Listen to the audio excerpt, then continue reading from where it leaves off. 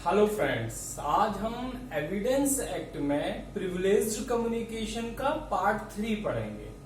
ये हमारा evidence act का लेक्चर नंबर 56 है। इससे पहले हमने ये पढ़ लिया था कि प्रिविलेज्ड कम्युनिकेशन होता क्या है, मैट्रिमोनियल कम्युनिकेशन पढ़ लिया था और स्टेट कम्युनिकेशन पढ़ लिया था। तो आज जो हमारा टॉपिक है वह हम प्रोफेशनल कम्युनिकेशन पढ़ेंगे और सेक्शन 30 और 131 को पढ़ेंगे। तो जो प्रोफेशनल कम्युनिकेशन है इसके अंतर्गत सेक्शन 126 से लेकर 129 तक है। बड़े सिंपल वे में समझते हैं कि कम्युनिकेशन 126 से शुरू हो रहा है और ये 129 तक चलेगा। 126 से लेकर 129 तक। तो जो हम बात कर रहे हैं 126 से लेकर 29 तक, आप ऐसे समझिए कि आप एडवोकेट हैं, आपके पास कोई आपका फ्रेंड आया, आपका कोई भी क्लाइंट आता है आपके पास। तो यहां पर आप हैं, आपका क्लाइंट है और आपका कोई सर्वेंट या क्लर्क है। तो जब आप अपने चैम्बर में बात कर रहे हैं तो उस दौरान जो कुछ भी वो क्लाइंट आपको बता रहा है, जो कुछ भी घटना के संबंध में कि हाँ मैंने चोरी की या मैंने मारपीट की, यानी कि जो कुछ भी वो बता रहा है फैक्टों को, या फिर जो कुछ भी वो फैक्टों को दिखा रहा है, डॉक्यूमेंट को दिखा रहा है, क्या उसने जो बोला, क्या अब आप उसके बारे में कोर्ट में बता सकते हो कि मेरे को इस बंदे ने ये बताया था? नहीं बता सकते हैं। अब दूसरी चीज, क्या आपका जो पास जो सर्वेंट या आपका क्लर्क बैठा था, क्या वो बता सकता है कि भाई इस क्लाइंट ने ये बताया था वकील साहब को? वो भी नहीं बता सकता है। अब दूसरी चीज ये भी हो सकती है कि यहां पर एडवोकेट ने या जो अटॉर्नी है उसने जो भी सलाह दी उस क्लाइंट को, क्या अब वहां पर उस स्थिति में क्या जो सलाह दी उस एडवोकेट ने उस क्लाइंट को, क्या वो भी बता सकता है? वो भी नहीं बता सकता है। अब क्लाइंट को भी मजबूर नहीं किया जा सकता है कि तुमको वकील साहब ने, अटॉर्नी ने क्या कहा।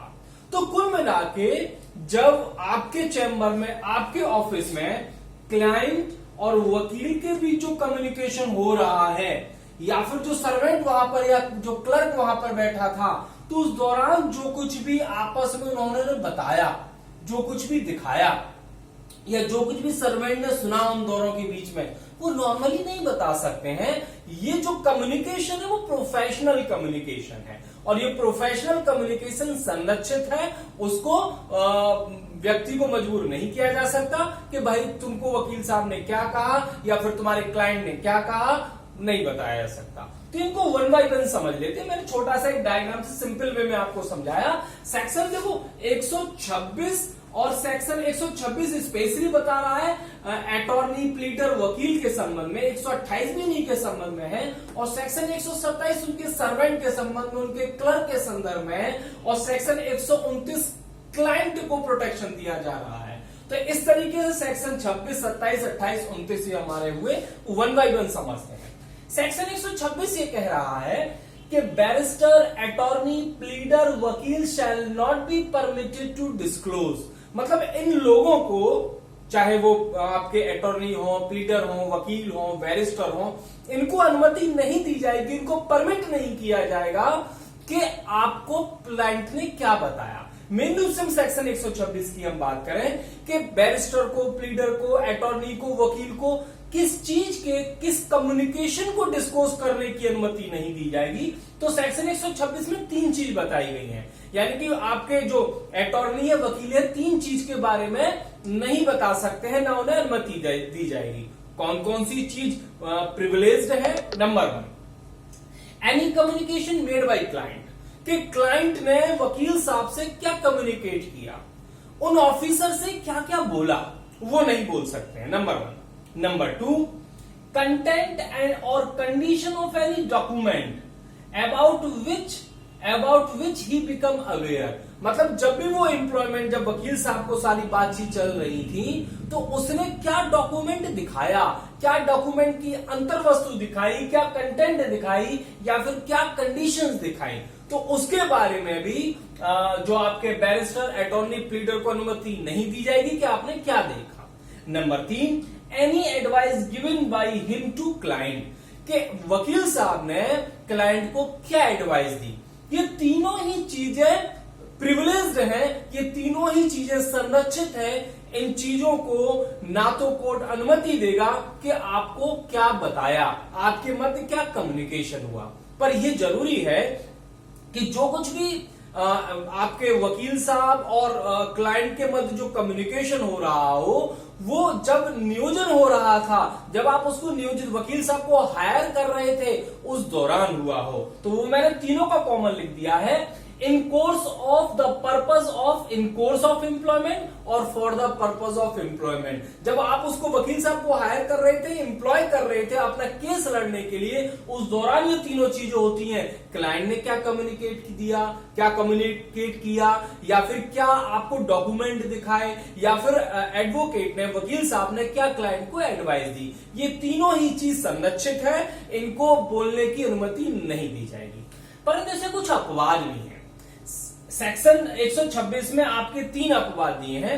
पहला अपवाद ये कह रहा है communication made in furtherance of illegal purpose, कि कोई कम्युनिकेशन क्लाइंट ने इस पर्पस से बनाया है, इस पर्पस से बताया है कि वो फ्यूचर में ऐसा गलत काम करेगा। कम्युनिकेशन मेड, कोई कम्युनिकेशन किया है किस लिए, इन फर्दरेंस ऑफ इलीगल पर्पस, कि वो आगे कुछ इलीगल काम करेगा और वो वकील साहब से चाह रहा है कि भाई मैं आगे इसकी लूट करूंगा, डकैती करूंगा या कोई गबन का काम करूंगा, पर मैं चाहता हूं आप मेरा केस लड़ें। तो ये जो काम है ये एक्सेप्शन में आता है, अर्थात इसका एविडेंस दिया जा सकता है। दूसरे एक्सेप्शन की हम बात करें, any fact showing that any crime or fraud has been committed after his employment। जब आपने वकील साहब को हायर कर लिया था, एम्प्लॉय कर लिया था, उसके पश्चात जब वो वकील साहब जब देख रहे थे तो उन्हें कुछ फैक्टों से ऐसा लगा कि मेरे एम्प्लॉयमेंट के पश्चात इस क्लाइंट ने कोई क्राइम किया है या फिर कोई फ्रॉड किया है, तो वो भी संरक्षित नहीं है, उसके बारे में एविडेंस दिया जा सकता है। इसका इलस्ट्रेशन सी है, पहले वाले का इलस्ट्रेशन बी है, मैंने आपको बता दिया, इसका इलस्ट्रेशन सी है।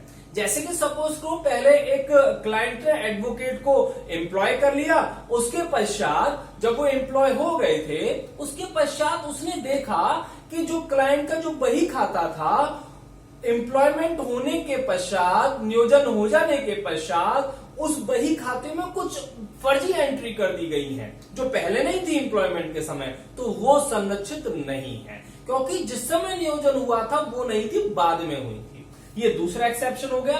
तीसरे अपवाद की हम बात करें, तीसरा अपवाद कह रहा है by express consent of client. यदि क्लाइंट ने एक्सप्रेसली कंसेंट दे दिया है कि ठीक है आप बोल दीजिए, तो फिर इसके बारे में एविडेंस दिया जा सकता है।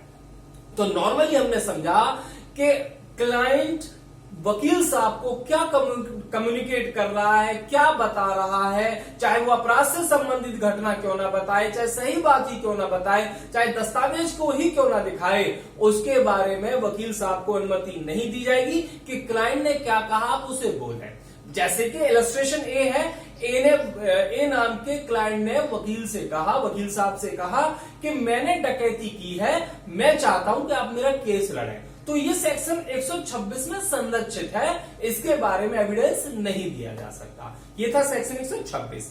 127 ये कह रहा है कि जो कुछ भी हो रहा था उस दौरान हो सकता है कि वकील साहब के चैम्बर में कोई सर्वेंट हो सकता है कोई इंटरप्रीटर हो सकता है कोई क्लर्क हो, तो इनमें से कोई भी व्यक्ति हो, तो इन तीनों पर भी सेम प्रोविजन अप्लाई होंगे जो 126 में वकील साहब पर अप्लाई होते हैं। यानी कि इंटरप्रीटर, क्लर्क और सर्वेंट भी नहीं बोल सकते हैं क्लाइंट उन सारी घटनाओं के बारे में जो 126 में हमने पढ़ी। अब हम बात करें सेक्शन 128।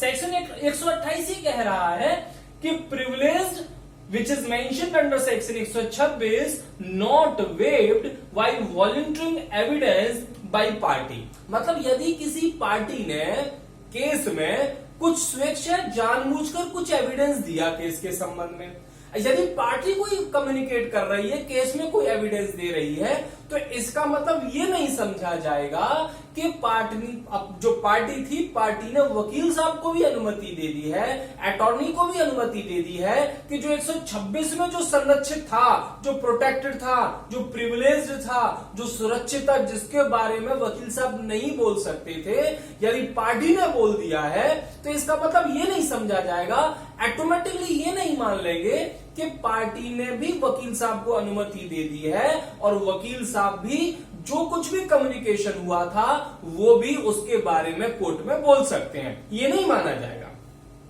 सेक्शन 128 ये भी कहती है, परंतु ये जो पार्टी ने वकील साहब को अनुमति दे दी है, केवल एक स्थिति में मान सकते हैं कि अनुमति मिल गई। कौन सी ऐसी स्थिति है? नंबर 1 ये कंडीशन ये है कि वहां पर क्लाइंट ने अर्थात पार्टी ने वकील साहब को एज अ विटनेस बुलाया है। तो number 1, party call such barrister और प्लीडर एज अ विटनेस। तो नंबर 1, यदि पार्टी वकील साहब को एज अ विटनेस बुलाती है, और नंबर 2 कंडीशन कि उससे संबंधित उनसे जो भी सूचना थी, उस केस से संबंधित, उस संसूचना से संबंधित उनसे प्रश्न पूछती है। पार्टी जब ऐसे पूछे तो ये माना जाएगा कि पार्टी ने वकील साहब को कंसेंट दे दी है उस कम्युनिकेशन को बोलने के संदर्भ में। तो हमने सेक्शन 128 में ये समझा कि यदि किसी पार्टी ने केस में कुछ जानबूझकर यदि कुछ बोल दिया है, इसका मतलब ये नहीं समझा जाएगा कि वकील साहब भी बोल सकते हैं, वकील साहब को भी अनुमति मिल गई। ये अनुमति केवल तभी समझी जाएगी जब पार्टी उस वकील साहब को एज अ विटनेस बुलाए और उससे संबंधित प्रश्न पूछें। ये था सेक्शन 128। 129 की हम बात करते हैं।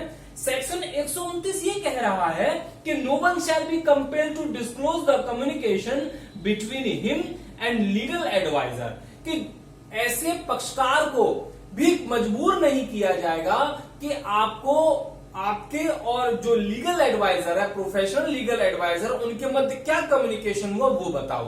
अर्थात जो क्लाइंट है, जो पार्टी है, वकील साहब ने उन्हें क्या बताया, पार्टी को भी मजबूर नहीं किया जाएगा, क्लाइंट को भी मजबूर नहीं किया जाएगा उस चीज को बताने के संबंध में। तो सेक्शन 126, 27, 28 आपके अटॉर्नी, प्लीडर, वकील और सर्वेंट उनके संदर्भ में था, और सेक्शन 129 किसी व्यक्ति को सुरक्षा प्रदान कर रहा है कि इनको भी सुरक्षित है, इनको भी मजबूर नहीं किया जाएगा। 129 में लिखा है no one shall be compelled, किसी भी व्यक्ति को मजबूर नहीं किया जाएगा टू डिस्क्लोज द कम्युनिकेशन, कि वह ऐसी संसूचना को डिस्क्लोज करे, ओपन करे। कौन सी?